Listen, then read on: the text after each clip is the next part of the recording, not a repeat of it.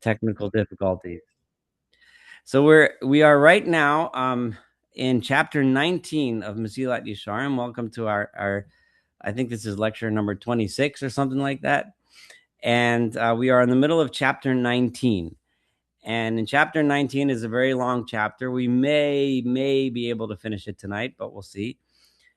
And he's discussing Chassidut or Chasidus, depending on how you like to pronounce your Hebrew, and it's on the subject of the piety, of what is piety. So he's describing what is piety, just like he did with the other character traits that we discussed until now. He first discusses what it is, and then he discusses how you acquire it and what you need to avoid when you're trying to acquire it. So the last thing we studied, he was talking about the emotions and the feelings that one needs to have, what needs to experience when serving God or just living in general, in order to attain and to live with this character trait, with this midah of chassidut, of piety. And he discussed the two things: yira, which we translated as awe, often mistranslated as fear, and ahava, which is love. So we finished our discussion of yira. That took us a while. And last week we started our discussion of ahava, of love, specifically love of God. And the first thing he talked about was what how we can love God under difficult circumstances. So we discussed that last week, and he talked about how some people can try to find the good in things that happen, simply because even though things sometimes often seem bad, they may actually be good. But then he said, but a person who truly loves God, that's like a lower level of love, but a much higher level of love was someone who simply does what he or she is supposed to do in order to worship God and stay with God, simply because he or she loves God, and you want to have that relationship. And that's a much higher level. In other words, with no reasoning behind it, because there isn't necessarily always a logical explanation for why we experience the difficulties that we do. And just by the way, what you see behind me is my pickles, all from my all grown cucumbers from my garden. So anyway, but the so now he's going to talk about the anfei ha'ava, the branches of love, the branches of where this love manifests itself, and what it does to us when we have it, when we experience it, when we live it. So he's about to say unavaer ata, and now we are going to explain anfei ha'ava, the branches of love. Hem hashlosha zezacharti. These are the three that I mentioned back when I started my discussion of love. I told you that I was going to tell you about them, and the three are hadevekut, devekut, which means attaching oneself. You may have other translations in front of you, but I'm going to translate it as a closeness or attachment, right? Or simcha, joy, v'hakina, and kina literally translates to jealousy, but it really, a better translation I have here is zeal. In other words, the passion that one has when one loves someone or something, how one becomes protective of it is really what the kina means. So those are the three things. Dveikos is attachment. One wants to be close with something that someone or something that a person loves. Simcha, the joy that one experiences when one feels the presence and the closeness with that person or being. And the kina, the zeal that we feel, the excitement that we feel when we're experiencing that. So those are the three things. So he's going to start with hadveikut, the closeness or attachment. I have a translation here that said conjoining with God, which I really don't really like that one. But regardless, whatever you choose, the bottom line is it's this feeling of closeness and attachment. So what is this? It is sheyiya libo shel adam, the heart of a person. In other words, our emotions, our feelings, mistabek kolkach, should be so attached to God, so connected, right? That Bashem Yisbarach, and God may be blessed. Ad shekvar yasur milifnos v'hashkiach al shum davar zulaso, to the extent that we don't think about other things, right? The same way when we're focused on something that's important to us, we all the other surroundings, all the other noise, it gets shuffled to the side. We ignore it. We don't hear it. We don't pay attention to it because we're focused on the thing that's important. In all of our lives, there's so many things that we could be focused on, that will take us in 8 million different directions that we probably shouldn't be going in, or it's just a waste of time because it's achieving nothing. But if there's something that we're passionate about, something that we can do, something that we can accomplish and achieve because we love it, that's the feeling. This is a result of our love for this idea, this thing, right? Then one doesn't pay attention to all the other stuff, right? This is the where Shlomo, Solomon, in Mishlei, in Proverbs, mentions the following: Ayelet ahavim v'ya'alat chen. Ayelet is a type of antelope, or is similar to a deer, an antelope, or a gazelle that lives in the Middle East. So exactly what species, I'm sure experts know. But and the Ya'el is the ibex. So Ya'alat chen. So the in biblical imagery, the Ayal or Ayelet and the Ya'el are often refer to things of beauty, right? We talk about the beauty and the grace that they have, right? So ayelet ahavim, you are like a ayelet, like a doe of love, and a ya'alat chen, and a ibex. Ibex is like, if you're not familiar, it's a kind of mountain goat, but it's just beautiful and graceful the way it runs up and down the mountains and cliffs of grace. Dadeha yiravucha b'chol eis. Her breasts give you satisfaction at all time. Bi'avasa tishke tamid. And in your love for her, you're constantly infatuated. That's how Shlomo describes the feelings one has for God, and the feelings one has for everything we do in life that brings us closer in that direction, that brings us closer to him. Right? Remember, we're talking about closeness, devekos, or closeness to God. And he brings a Gemara from the Talmud in Eruvin, which actually there's several stories there. He just brings one story of people who were so involved in the study of Torah and the learning of Torah, and that they just didn't pay attention to everything that was going on around them. And one of the stories was, they used to say about Rabbi Elazar ben Pedas, this particular sage, he would be sitting and studying in the marketplace, in the upper marketplace in the town of Tzipori. Tzipori is a fascinating town. It was one of the major towns in the time of the Mishnah. You can go today and see the excavations at Tzipori that are really fascinating. It's extremely well excavated, and it's an open park. Next time you're in Israel, I very highly recommend seeing Tzipori. It's in the northern part of Israel. But he was in the upper marketplace, V'osek b'Torah, and he was involved in Torah matters. What's fascinating here, and the image that some people might think is he was sitting and studying Torah. You might have this image, he was sitting over a holy book, but it specifically chose to describe him as sitting in the marketplace. So it doesn't necessarily, he was, of course, studying and involved in Torah matters, but he was in the marketplace. So he was probably also involved in helping people and doing things in leadership of the community and so on. Specifically chose the marketplace as the setting for this story, right? Usedino, but his clothing, his cloak was B'shukatachton shel Tzipori, all the way on the southern end, on the lower side of Tzipori.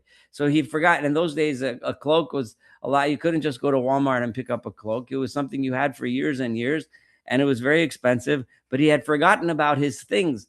The commentaries on that story in Eruvin discuss, is this such a good story that sounds a little foolish, right? I mean, one should, of course, be involved in godly matters, but not so much that you completely forget about all your things and leave them lying all over the place. But that's a subject for a different time. The point here being, though, is that when you're involved in something that you love, something that you're attached to, then you're attached to it, and all the other stuff that's less important becomes shuffled to the side. The purpose, what's the reason for this? Why do we have this? Is so that liyosa adam is da bekbach. A person should always elboro, to be always attached to God, b'chol eis, at all times, b'chol shah. So he's emphasizing at all times, because it's not just for when we're in shul davening. It's not just for when we're studying Torah. It's not just for when we're involved in things that are obviously holy matters. But it's all the time, to be constantly aware of living the kind of life that brings us closer to God, right? But at least at least at the time when you are involved in something, it's very, very hard to reach the level. He realizes, remember, we've been climbing this ladder to higher and higher levels. And often we've seen this where he brings it down to earth a little bit for the rest of us. It's very hard for us to be thinking about God when we're at our jobs, doing our things, whatever our chores are in life, right? But at least when we're actually doing things that are supposed to be bringing us closer to God, we're sitting in shul, or we're praying, or we're studying together. At least then, even the rest of us can try to accomplish and achieve this. He loves his creator. Deveka says that certainly a person will have at least a taste of this attachment. Of Yerushalmi, and in the Jerusalem Talmud, it states as follows: the following story. Rabbi Chanina ben Dosa haya omeru mispalel. This particular sage, Rabbi Chanina ben Dosa, was standing and praying. Uboch habarbor, and some sort of a poisonous snake or snake, a lizard, I don't know exactly what species, v'kisho, and it bit him, right? But he just ignored the pain and he continued to pray. Amrlo Talmidav, and his student said to him, Rebbe, gosh, didn't you feel that you got bitten by a snake? How could you not feel it? But Amrlam, he said, Yavo alai, right? Mitoch shayalibi mechavimti lo agashti. I swear that because I was so involved in my prayer, I didn't even feel it. If you don't mind, I digress for a minute about my great grandfather, who was a Hasidic Rebbe in Poland. He was the Rebbe of Majitz. His name was Rabbi Israel Taub, he was famous for his devekos, his attachment to God, which he would reach usually during singing, and he would compose music. There's many songs that many of you know that were actually composed by him. I'll give you an example. The Shir Hamalot. If anyone sings the song Shir Hamalot b'Shuv Adonai Yeshivatzi Onayinu Kechol Mem. If you remember that tune from synagogue, that was one of his tunes. He wrote that, but many years ago. But anyway, he had bad diabetes, and he lived in a small town in Russia, and he needed surgery to amputate his leg. And this was in the days when anesthesia was not yet safe. I mean, there was anesthesia, but you can die from an anesthesia almost as much as from the surgery. He traveled to Berlin to get the surgery done, and he refused to get anesthesia because he didn't want to take the risk. So through the entire surgery, he reached the heights of God, and through music, he was able to keep his mind in a state of attachment to God without experiencing the pain, or at least being able to endure the pain. It's a pretty famous story, and we could talk another time about what music he composed during that episode. But a person can reach a state that's that high, not something that you or I can reach, or certainly not me, but the idea is something that we can latch on to. When a person is involved in holy matters, one can endure a lot of extraneous things that would otherwise drive us crazy. If we're involved in something important, and somebody and a little thing that's bothersome comes and bothers us, maybe not bitten by a snake or getting surgery on our leg, but we learn that's not important. We could that's fine. I'll make it through this. I'm involved in something much more important, something that I love, something that I'm truly attached to. The Torah tells us about this, about our obligation to attach ourselves to God in many places. It's a verse in Devarim and Deuteronomy that we should attach ourselves to Him. David Amar, and David says in Tehillim, my soul is attached to you. And there's many places where the Torah refers to the importance of this attachment. The basic idea of all of these verses, without going through each one in depth, the basic idea is one attaches to himself or herself to God in such a way that we don't stray from that path. We love Him so much that we keep walking on that path. And we know this from love that we may experience in our lives. When we truly love someone, we will focus on doing what's necessary to maintain that relationship, what's necessary to make that person happy, right? And the other little things, that might pull us away, we push to the side, we ignore them, or at least maybe acknowledge them when necessary, but that's it. We don't let them give us pain and worry when we're focused on our task. Amar Rabbi Shimon ben Lakish, this is a quote from another great sage of the Talmud, Rabbi Shimon ben Lakish, B'shalosh l'shonos shel chiba, chibe v'kadosh baruch hu etz Yisrael. God referred to us with three separate languages of love. And we learn from and we learn them as follows. He's getting them from the parsha of Bilam, but without focusing on the story too much. The lesson is what we're going to focus on. Bidveka, with attachment, chashika, which is desire, uvachavitza, is longing. You can flip which word means what, but they all mean desire, longing, and attachment. And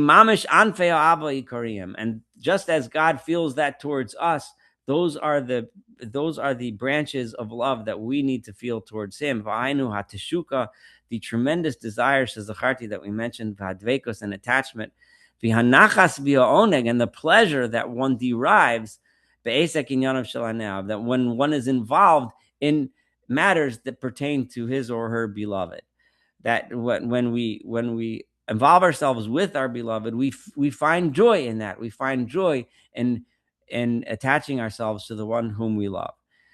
So that brings us, we find joy. So that brings us to the second branch. Remember, he said there's three branches. Devekos is attachment. The second branch, Hasheni hu hasimcha. The second branch is joy.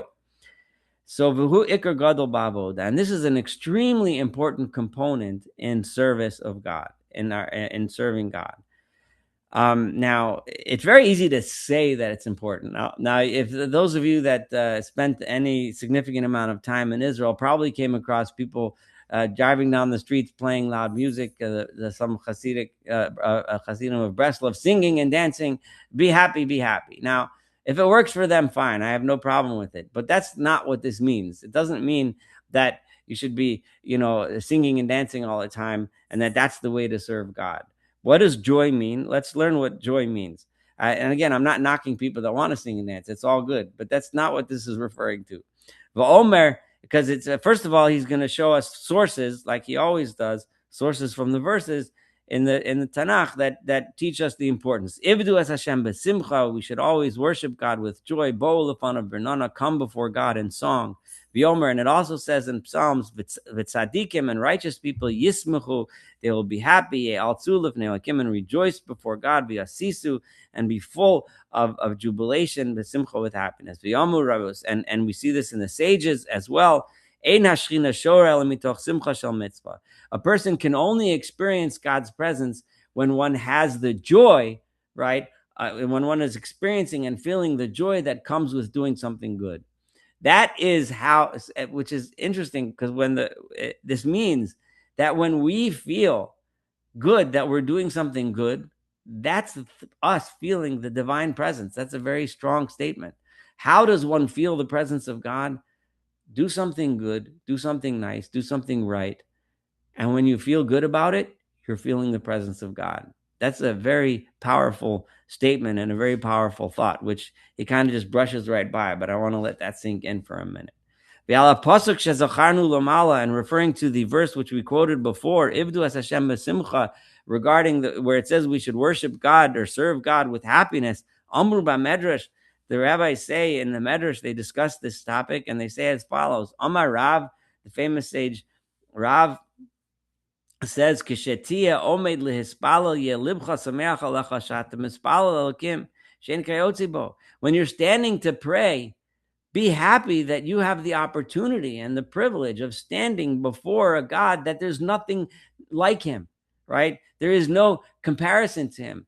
The fact that we even recognize that this incredible entity called God exists, something that we can't compare to, we can't fathom. But we have the privilege of standing before Him, of being aware that He exists, and we can stand before Him in prayer. It's something that we should feel tremendous happiness, right? Kizosi asimcha amitis. This is the true joy. This is what real joy is. Sheyelibo shel adam olah. A person should be happy and be full of joy, al shehu zocha, that we have the opportunity la'avod, to serve lifnei Adonis Baruch Shein Kamo. When we feel happy, so lucky to be the people that we are, to have the heritage that we have, to have the knowledge that we have, to have the customs that we have, to have the community that we have, that's devoted to God, that's a tremendous privilege, and it's something we should never forget. And when we feel that joy, we're feeling the presence of God himself, right? This is the true joy. Velasok b'toraso, and to be involved in studying his Torah, mitzvosav, and doing his good deeds. Shehem hashleimus ha'amiti v'hayikar hanitzchi. This is true eternal value. This is true. Wholeness and completeness. V'yomar Shlomo b'mishal hachachma, and again, Shlomo HaMelech, King Solomon, says in another parable, but this is from the Song of Songs, in the 4th verse in the Song of Songs. Moshcheni acharecha, draw me after you. Narutza, let us, we will run right after you. Hevi'ani hamelech hadarav, the king has brought me into his chambers. Nagila v'nismachavach, we will be happy and rejoice in you. Right? You bring me close, and I feel that tremendous amount of joy that I have the opportunity to be close. The more a person has the merit and the good fortune to get even closer in those chambers, the inner chambers of the greatness of God, even more a person will be happy, and his heart will feel joy and happiness. And it says further, Yismach Yisrael ba'osav, right? Israel should be happy, or is happy, or rejoices with he who made them, right? B'nai Tzion yagilu b'malkam, the sons of Zion are rejoiced over their king. Those of us that are fortunate. V'David shekvar higia lamala hazos shir gadol, and King David, who reached this level of rejoicing close to God. Amar yerav olav sichi, may my words be sweet to him. Anochi esmach b'Hashem, because I will be happy with my relationship with God. V'yomar v'yavo el mizbach elokim, el simchas gili. I'm not going to translate all of these verses, but they're similar theme. V'yodcha b'chinor elokim elokai. V'yomar, it says further, Tiraneina sefasai, my lips will sing. Ki azamar lach, I will sing to you. V'nafshi asher padisa, on my soul that you have redeemed. V'hainu. What is the point of all of these verses? Ki chol kach choisa miskaberes bekirbo hasimcha. The happiness and the joy that David felt was so strong within him, was so powerful within him. Shekvar hasfasayim hayu misna'anos me'aleim, his lips would just erupt in joy. Umirananos biyosa osik b'tilos v'yisbarach, and they would sing because they were involved in praising God. B'chol zeh migodel hislahatus nafsho, and all of this was because of the great flames that burned within his soul, that burned with happiness before him. Humasha siyem, that's why he completed and says, "V'nafshi sharpadisa," my soul that you have redeemed. That you have redeemed by what? By allowing me and bringing me close to you. Song itself is another story from my ancestors. Another one of my great-grandfather, the one who I'm named after, was also famous for making tunes, also some of which many of you know, but don't know where they came from. But when he was running from the Nazis, he landed for a few months in Vilnius, in the capital of Lithuania. He was running from Poland, and a great rabbi there asked him, how is it that you make song? And he said, he gave an example. How is it that you write songs? Where does singing come from? And he answered and said that it says, the verse says, the first major song in the Torah, of course, is the Shira, the song we sang when after the splitting of the sea, when we were redeemed and our enemies were destroyed and we were free. Right, so we broke out in song. Az Yashir Moshe. Right, then Moshe sang, and Rashi makes a comment on that. It says, then Moshe sang, and Rashi says, Allah belibo sheyashir. It came up in his heart that he should sing. Moshe didn't think about it, right, and think, What should I do now? And then have a committee and then decide, okay, the appropriate response is a song. Let's have a vote. Okay, it's 9-1. Okay, let's make up a song. And then he sat down and wrote a song. And let's have a party. That's not how it worked. It just arose in his soul. The song arose from his soul because it's the natural response to that feeling of elation. We also find that God criticized us on many occasions for not feeling joy, right? Because ultimately, if we don't feel joy when we serve God, if we go to, if friends invite us for, I don't know, a Seder for Pesach, or friends invite us, or we go to shul, and oh man, I got to schlep over there again, do this nonsense again, right? It's such a pain. I have to clean up. I'll have to wash the dishes. And then I'm going to have to see this one's uncle. And I don't like listening to his stupid stories. Whatever it is, right? If that's the way we approach our worship of God, right? God criticizes us for that. He wants us to come with joy. He wants us to come with happiness and look forward to it and enjoy it and experience it. God says repeatedly when he talks about in Deuteronomy the punishments that God will give us, he says why the ultimate bottom line reason for the punishments is not because we did all of these sins. You can list sin number 1, sin number 2, sin number 3. They're all bad. But what's the bottom line? Because when we served God, we weren't happy. That's the bottom line. So we can do all these sins, but if at least when we walk into serve God, we do it with happiness and joy, at least that means we feel love for him. We want a relationship with him. Then that's important. That's positive. God says, you know what? There's hope for these guys. I'm not gonna punish them. But if when we walk into serving God, we walk in and drag our feet, then we're toast. Then there's no hope. So David and David lefisharas Yisrael be'es his nadva mal binyan abayis shekvar agila malazos. King David, when he was preparing to build the temple, which he ultimately died before he could build, and his son Solomon did it, but he was preparing for it. He was gathering things and making plans and so on. When he saw the people come with joy and bring their donations and so on, his prayer was, what was David's prayer? His prayer was that this spirit of joy, this spirit of excitement, the spirit of love should continue forever. That was his main prayer. And so when we all get together and see, I know when we got together and made this class, right, there was a joy, there was an excitement, right? And thankfully now we're lecture 26, it's over a year and we're still coming, we're still doing this together. So there's a joy in it. There's a happiness to it, right? And the prayer is that it should continue. We should always feel it. It shouldn't just, we have happiness, we all make donations, we build a building and then nobody shows up, right? Which unfortunately happens very often. So what was David's prayer? This is recorded in the Divrei Yomim in the book of Chronicles, V'ata. And now, Amcha, your nation, Hanimtsu'ufo. I'm pausing for a second to turn my AC off. Hold on 1 minute. I'm sorry, my AC is very loud. It takes like about 45 seconds to turn off, and then you'll hear me better. But I'm going to continue anyway.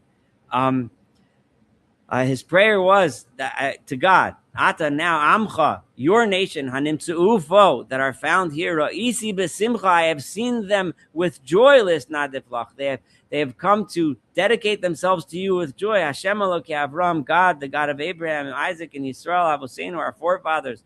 Shamra zos liolam. Keep this memory before you and keep this forever. Lietzer machshavos levav, so that you know that the Jewish people they always have that in their hearts. And he prayed to God to please keep establishing their hearts in such a way that they will always have that relationship. They will always have that excitement, not just now at this time of building the Beit HaMikdash, or the temple. I promise the noise will go off probably in about 10 more seconds approximately. Ha'anaf hashlishi, the third branch of Ava. So we talked about the first two branches. Branch number 1 was devekut, attachment. Branch number 2, see there, it's off now, was Ava. What the branch number 2 was joy, right? So we attach ourselves and we feel joy in that attachment. And the third one is the zeal that we feel.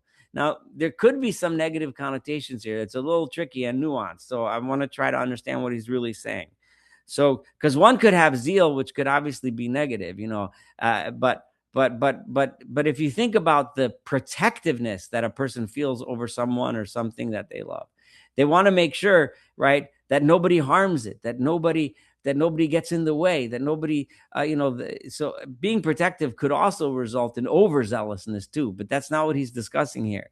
He's discussing the kind of zealousness that we're supposed to have when it comes to our relationship with God. He doesn't mean we should go around with a sword and killing the infidels, right? He means that there's something else, and let's learn what he means. A person should have zeal, right? Again, in some places this is translated as jealousy, because often kin means jealousy, and they're related emotions. But I'm purposely translating it as zeal because I think it's a much more accurate translation of what he's describing. Soneas misanov. He has a hatred for people that hate God. So when we see people acting in such a way that's evil, that's wrong, that's bad, it makes us feel sick. It makes us feel bad, right? We dislike the fact that there's people out there who are acting in such a rotten way and such a evil way. And to the extent that he can, he tries to subdue their influence. He tries to counteract their influence. He tries to spread good instead of bad. He tries to counteract the bad, tries the best he can to tamp it down. So that people should involve themselves in worshiping God, and the honor of God should be more increased in the world. And this is what David said again from Tehillim: "Halo misanecha Hashem esna." Those that hate you, God, I hate them. Ubitkomemecha et gotat. Right, and when they stand against you, I will fight for you. Tachlet sina sinesim la'oivim hayuli. I have a tremendous hatred for them, and they are enemies to me. Eliyahu Amar, and Elijah Eliyahu, who was famous for his zeal for God. If you would pick Eliyahu's Eliyahu as he appears in Tanakh, not Eliyahu Elijah as he appears in Jewish mythology for the next 2,000 years. But Kano Kinesi Lashem, I have a tremendous amount of zeal for God. Elohei Tzvaos, the God of hosts, Ki Azvu Britzcha B'nai Yisrael, because the people of Israel have forsaken your covenant. Ukvar Re'inu Lama Zachar Zacha Ba'avor Kinasu Le'elokav Lema Zacha Ba'avor Kinasu Le'elokav. We see what he merited because of his zeal for God. Kimamar Akasav Tachas Hashakini Le'elokav Vayichaper Al B'nai Yisrael, and so on. That was referring to Pinchas. Either way, a person,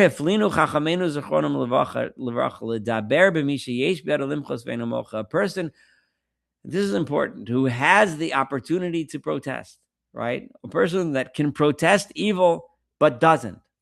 It's one thing if there's really nothing we can do, right? And there's evil going on. But if we can do something, if we can say something, and we don't, that is unacceptable to God. That person is just as guilty as, well, in a certain level as the sinners themselves. When there's evil afoot and you have the opportunity to do something about it and you don't, then you're partially responsible, just as the people that actually perpetrating that. And in another medrash on the book of Lamentations, it says, on the verse that it says this is lamenting the destruction of the temple, and it's lamenting the way the people were behaving that brought about the destruction. And it says the princes are like ayolim. So remember, we had ayelet before. That's a female doe, and ayol is a male, the male of whatever the antelope or gazelle species is.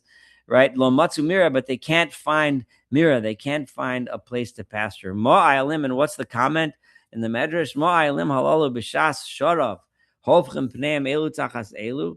Right, just like when ayalim, when these rams, when it's a time of of heat, when it's very hot and dry and it's hard for them to find pasture, they start getting angry. They turn their faces against each other. They start fighting with each other. So too, the great men of Israel, the leaders of Israel, they would see people sinning. They saw the people on the wrong path. When they turned their faces, instead of looking at it, instead of saying something, instead of doing something, instead of rising to the challenge and saying, let's go find pasture, they turned their faces and refused to see it. God said, the time will come that I will treat them that way, and they truly won't have pasture, and they'll truly find. So the worst thing here in the comment of the Medrash, and if you read the book of Eicha, you'll see this over and over again. Eicha, of course, Lamentations was written by Yirmiyahu, who was written by Jeremiah. And if you read the book of Jeremiah, you'll see this over and over again. The key problem for Yirmiyahu was not so much that the people were sinning, but it was that the leadership wasn't doing their responsibility. They were ignoring it. They were even profiting from it. And they didn't do anything to change it. Nobody was leading the people in the right direction, except, of course, for Yirmiyahu himself and his few followers, but that's about it. And it is obvious. Remember, let's not forget, we're talking about love here. We're talking about Ava. We're talking about love for God, right? So if someone is coming to the person who you love and they're hitting them and hurting them, right, or making fun of them, imagine how that makes you feel, right? Also, certainly, what are you going to do? You're going to run to help. You're going to do something. You're going to ask them to stop, make them stop, do something to protect what you love. If you love God, if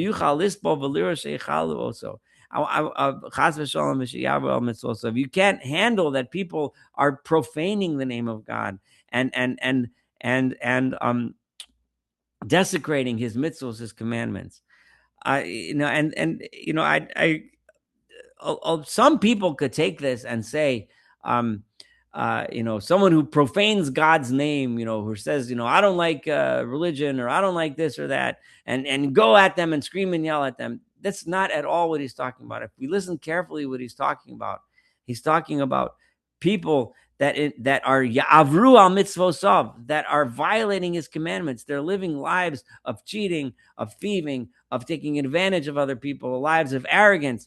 Those are the ya'avru al mitzvosav. If you're living in a world where that's what's happening, then you love God. You want honesty. You want humility. You want people to be compassionate. You want the world to be a good place, right? So you will become very upset with those people who are ruining it. And to the extent that you're able, you will do everything you can to stop it. And if you're a leader in the position to do something, the book of Eicha and Yirmiyahu and all of Tanakh tells you, if you're in the position to really do something to change it, then you better do so, because if you don't, you're the most responsible of all. Those that forsake the Torah, forsake the teachings of God, those are the ones that praise the evil person.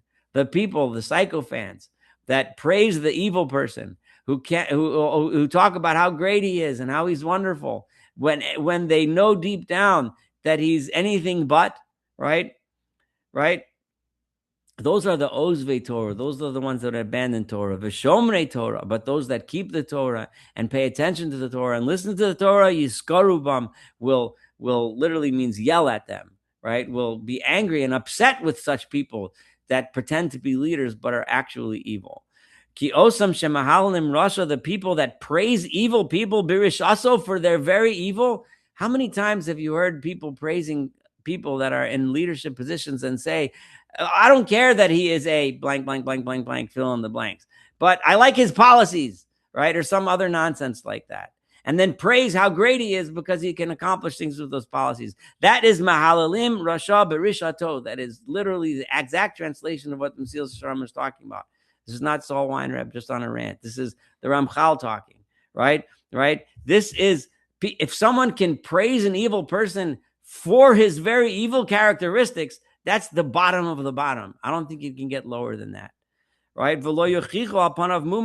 they won't talk to him in front of him. They won't confront him with his faults. They won't say and won't call him out.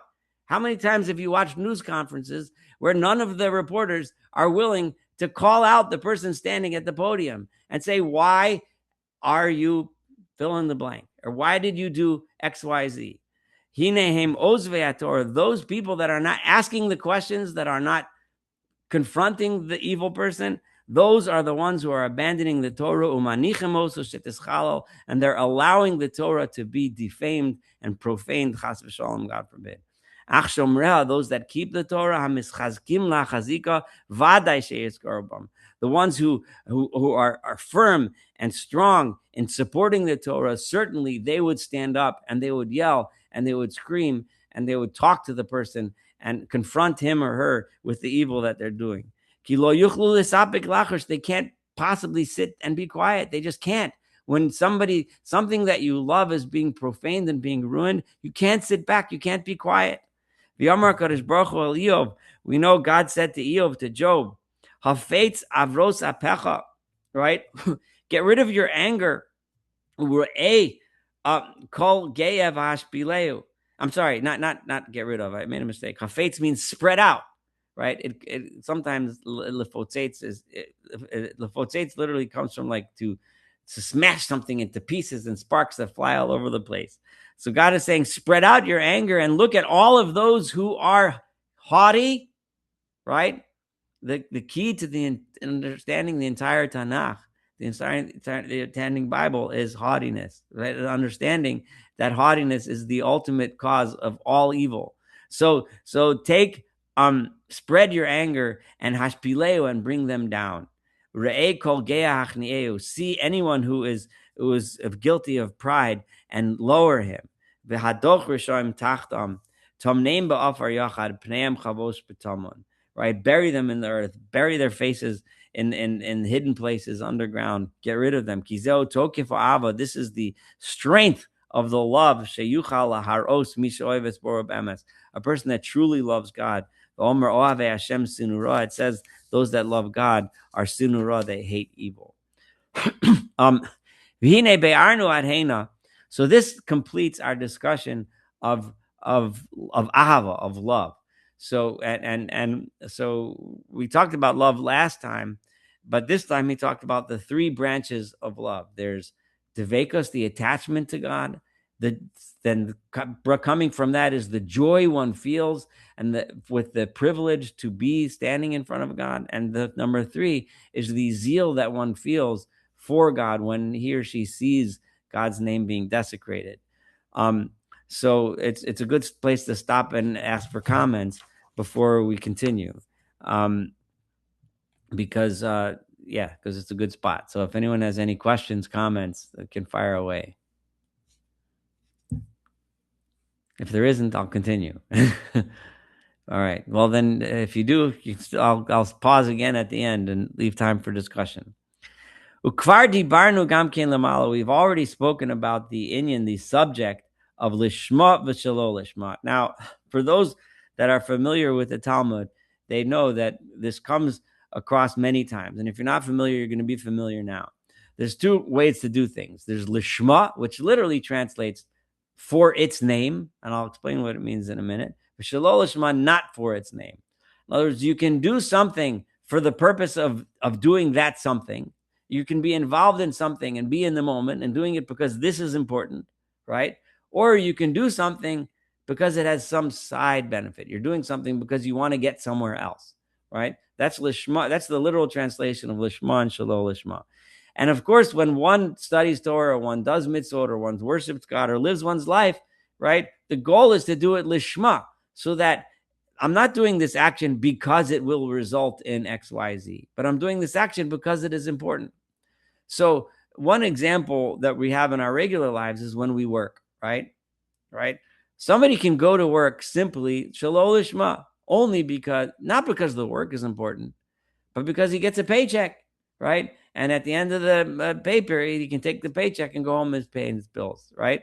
Or you can be involved in your work because you love your work, because it's important work and it's good work, and you're doing it, right? Yes, of course, you also get a paycheck, but it's lishma. You're doing it for its own purpose. Now, there is, of course, a place. The famous dictum in the Talmud is mitoch shelo lishma bo lishma. If you're involved in something good, even if your intentions might not be the best, But the more you involve yourself in something good, eventually you'll get to the place of lishma. So of doing it for its own sake. Now, the that's just a little background, right, of those two concepts, lishma and shelo lishma. But we spoke about it a little bit earlier. But I'm gonna talk to you a little bit more about this concept now in this context of chasidut, of piety, right? Omna vaday misha miskavein ba'avodasu l'tahar nafsho l'fnei boro. A person whose intent when he serves God, right, is in order to purify his soul before his creator. L'mantiske, in order that he should merit Lasheves as panav b'chlal Yeshar machzidim, so that he should be able to sit with God together with all of those others who are straight and pious. Straight from the title of this book, Mesilat Yesharim, the path of the straight or the just. Lachazos b'noam Hashem, in order to gaze upon the sweetness of this relationship with God and God Himself. L'vakir bechalo, and be a person who visits, who stays, who's present in God's place. And in order to receive the benefit, right? But he's doing it. So he's doing this involvement because he wants the benefit of the reward, right? The reward that comes in the future, right? He's doing it because he wants that. We can't say that that's bad, right? If your entire intention is, I want to be a holy guy, so I'm going to do all these holy things. And then you go and do holy things. Well, I can't criticize you. You're doing nice things, right? You're getting involved in all kinds of wonderful activities and studies and whatever and thought, and you're making it. But so you can't criticize. However, it can't be that that's the highest level. It can't be that your intention is for your own benefit, right? As long as you're thinking about your own benefit, you're doing the work because it results in something. So we can't go, if you're going to synagogue because you want to pray, because you think that if I pray, I'm going to get a better job, or if I pray, I'm going to get better at this, or if I pray, my friends are going to see that I'm a special guy, and then they're going to look up to me and they're going to think I'm great. Or I'm praying because I'm going to show, I'm giving charity and I'm announcing it to everybody, so everyone should think I'm generous, so people will talk about how wonderful I am. We all get stuck in our job. Everyone likes to be praised, so we do a good job in order to get the praise. And this is so important, the true intention that we should have, that's found among true pious people, that have worked and tried. Remember, the key to the Musar movement, and the reason why this book is one of the major books of the Musar movement, even though it was written like 200 years before the official Musar movement was born, right, is that you work and you try and you can achieve this. You can get there by working on it and doing it. You're doing it only because you know that by doing this, you're doing God's desire, you're doing the right thing because it's right, and because through this, more and more and more of the world will come to recognize that. And God's honor will increase throughout the world. That only comes after you feel love. You can't truly do something lishma for its own sake until you feel love. If you don't love God, if you haven't achieved any, the flip side, of course, is if you have achieved a little bit of that love, then you understand we don't do things for the people that we truly love because of the benefit we gain from them. Narcissists may do that, but a person who truly loves someone doesn't do it simply because he or she gains something from it. You do it because it's not transactional. A lot of people look at every relationship now, everything's transactional, but it's not. That's not what the Torah teaches. You do it because you love, and love drives you to do these things because you do. That's just the way it is. Simply love itself is the motivator, right? You desire and have a passion for that God's honor should be increased in the world. And you're pained when something is taken away from that. Because then a person will do his worship, he will do his service of God for this purpose alone. At least from what I did, a little bit of God's honor was increased. I might not be able to change the world, but at least what I did today made it a little bit better. What I did today made God's honor a little bit more in this world. And you also desire that everyone else should be involved. That's one of the key differences. When you're looking for your own benefit, you don't care if everyone else is doing good things, right? A person who truly loves God wants everyone else to be involved in it. We want the whole world to be involved in good things. It's the and you'll have pain and you'll cry that other people don't have this opportunity. You'll feel bad that they're wallowing in their arrogance. You'll feel bad that they're missing out on what the main joy of life is. And you'll certainly feel bad on wasting your own time on the things that we all do. We all fall in our lives, and we'll feel bad about that, and that's fine. There's nothing wrong with feeling bad about the mistakes that we make. I'm not claiming you should be depressed about it, but you should recognize it, feel that it was wrong, and thereby grow from it so that you act better next time. Whether we did it b'shogeg by accident, or whether even if it was forced, we didn't have a choice. Maybe the circumstances of our life and our upbringing and so on led us to lead and act a certain way. And we really look back and you say, knowing all of those things, I couldn't have acted any other way, but you can still learn a lesson now. If you're open-minded, now you can try to change and grow. Or just weakness of teva, or weakness of, a person, we fall into weakness, we desire things, and sometimes we make mistakes to pursue those desires. Which makes it very hard to be completely sin-free, to be completely perfect all the time. We all have these falls, or we all have these times when we make mistakes for whatever reason, even if they're not under our control, but we did things that we shouldn't have done, or should have done them differently. But we grow from them. No one is perfect. No one has lived an entire life of good and has not sinned. The davar zeh be'aru b'tanad ve'elio zachalatov. In a tanad ve'elio is a body of midrashim, of medrash, which mentions the following teaching, right? And which describe this issue that I'm discussing now. And as follows, quote, Kol chacham mi Yisrael sheyesh bar dvar Torah lamito. Any wise sage in Israel who has within him any words of Torah for its truth, for its real, misanach or misaneach al kvodu shel HaKadosh Baruch Hu, and he cries, or he's hurt over or grieves over the honor of God, and on the honor of Israel his entire days. He desires, and he wants for the honor of Jerusalem. He wants Jerusalem to be something that people look up to. He wants Jerusalem, our capital, to be a place where people look up to and see that that's the way we're supposed to live. This is how we're supposed to be. It should be an example. And the temple should be a place where true holiness, where people say that's where holiness occurs. And he wants and desires that the redemption should come, that all of our exiles should be gathered once again to Jerusalem. Zocha l'ruach HaKodesh b'dvarav. He is zocha that the Holy Spirit are in his words. Nimtzeis lamed. We find shezosi hakavana ha'ma'ula. This is the truth. A person that desires the honor of God because he does, because he desires it, because he loves it, he's attached to it. It's not, he's not in it for himself and his own pleasures. It's for the honor of God, and sanctifying his name, his blessed name.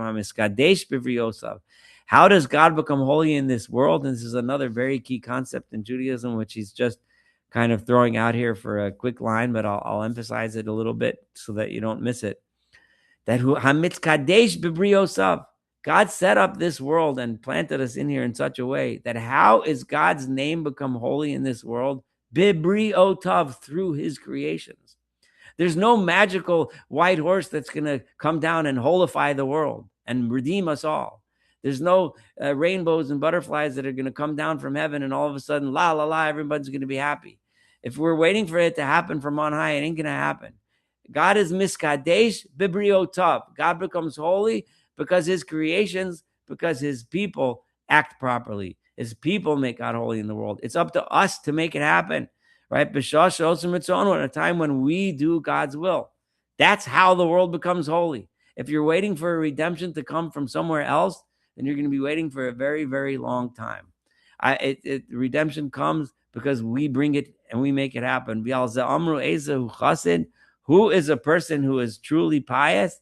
Hamischased imkono. One who does chesed, one who does kindness with his creator. Now, how does one do kindness with God? How does that? Sounds almost heretical. How do I do kindness? I could do him favors. I can go make him a casserole and bring it. But right, mischased imkono means, right, because I am doing God a favor by acting nicely in this world, by being the right kind of person. I make God holy in this world. Because how does that work? Because that's how God made the world. That's how he created us. He made us the ones who are the messengers of bringing his holiness here. I'm already hitting up to an hour, and I wish I could have finished 19, but it doesn't look like it's going to happen. But it does look like it will happen next week, though, or next time, which hopefully will be, God willing, on I guess that's July 7th, it looks like.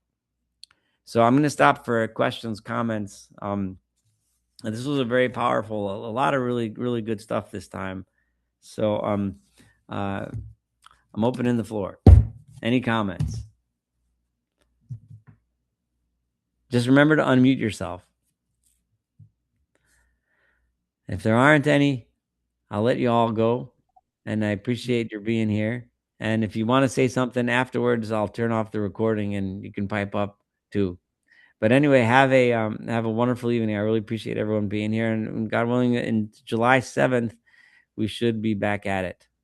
Have a wonderful night. Thanks for coming. Thank you. Right. Thank you, Zal.